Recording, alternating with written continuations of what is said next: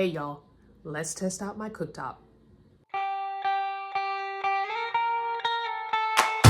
So I need to test out my cooktop because we are getting ready to go camping this weekend, Thursday, Friday, Saturday, coming home on Sunday. But the last time I tried to use a cooktop, it wasn't working. And I don't know if it was because the propane tank had too little propane in it or if the cooktop itself is not working and I need to order another one. So that's what I'm doing. So this is the other side of my room. My office stuff is over there. These are the closets. So all this is camping stuff. So don't judge me, okay? Don't judge me. This is where our ladder goes. That's why there is an elastic band across the doorknob, because this doesn't close all the way with the ladder here and the tent stuff pushing against it. So let me fish out the cooktop, bring it out, the propane tanks, and I think I have a butane tank in here too. I want to test it out and see what's going on. Okay guys, I have everything pulled out. So if you're not familiar, this is my cooktop. It runs on butane. It runs on the small green propanes, or it can run on the big propane tanks. These are 11 gallons, but it'll run on a 20 or anything else, as long as you have the adapter. The butane canister is the only thing that goes inside of this compartment. Even with the green canisters, you have to use the adapter. It just does not work with propane. So there's a notch cut out in the butane, and there's a little thing that you lift up to put that notch in. All right, here we are. It's a little dusty and dirty. Don't judge me. So here's the compartment that you put the butane canister in, okay? All butane stoves will usually have some kind of cover, usually. I haven't bought one in a while, so could be different now. This is just the Coleman from Walmart butane canister. So if you look here, I'll turn it so you can see this way. There's a little groove here. That's for the neck or the ring. There's this little, I don't know what to call it, spring thing. So you're gonna sit the grooved hole right here. There's a groove hole. You're gonna sit the neck in that little holder, and then the groove hole fit in there. Close it. Now, when you push this down, you'll see it move forward. So watch, this is the lock. When I push the lock down, you'll see this canister move forward slightly. That engages so that the fuel starts to spill out into the stove. Okay, right now it's on off. When I push it down to ignite, the flame will pop up. Once it's ignited, you get it off the ignite, that's high, and then you just do your flame. Watch when I turn it to off. This will now pop out of the lock position and the lock lever will pop up. The lock lever popped up, the butane canister shot out, so no butane is spilling. You don't have gas, permeating your space. Okay? So, the stove is not a dud.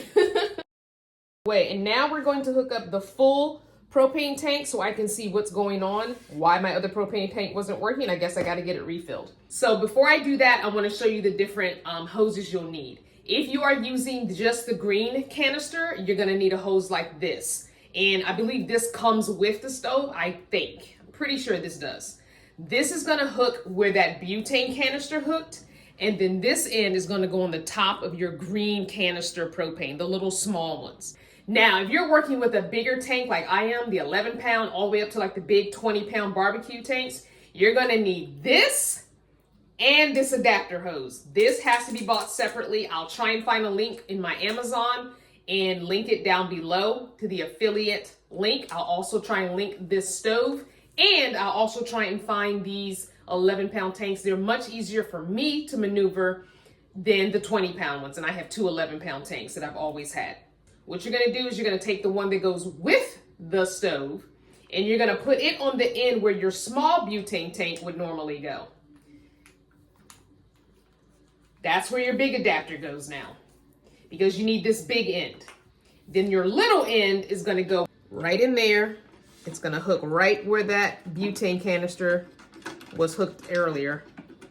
And you gotta get those threads just right.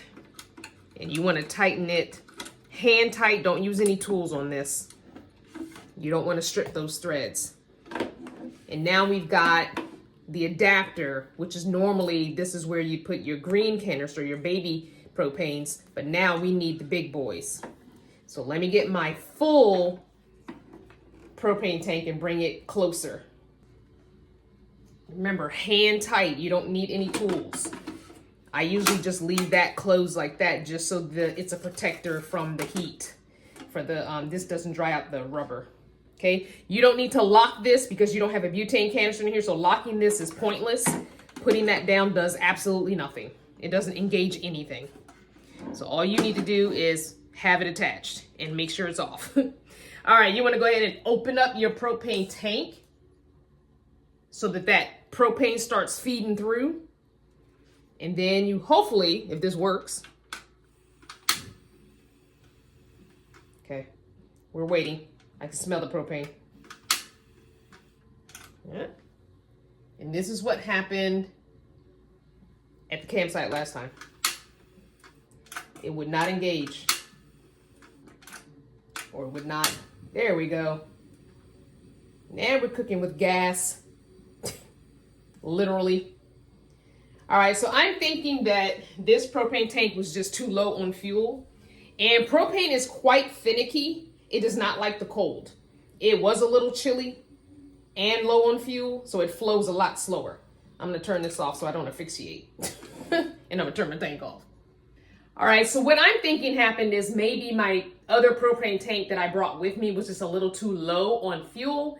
And propane can be quite finicky if it's sat for a while, and this has been sitting since I stopped van life. I don't have a purpose to use this. We have no need for a propane tank where we are. So I'll be bringing the full tank with me to go camping. That'll definitely last us the weekend and plenty, even if we run it all night while we are camping in our tent for heat. Just be careful if you're gonna use a propane tank and a stovetop for heat in your vehicle, RV, van, schoolie, whatever. Make sure that you are cracking a window and getting some air circulating. Propane is a wet heat, so there are moisture and condensation issues that come with it. I'll link a video in the pinned comment of how I used to use my propane tank, my stovetop, and a couple other things to heat up my van for winter.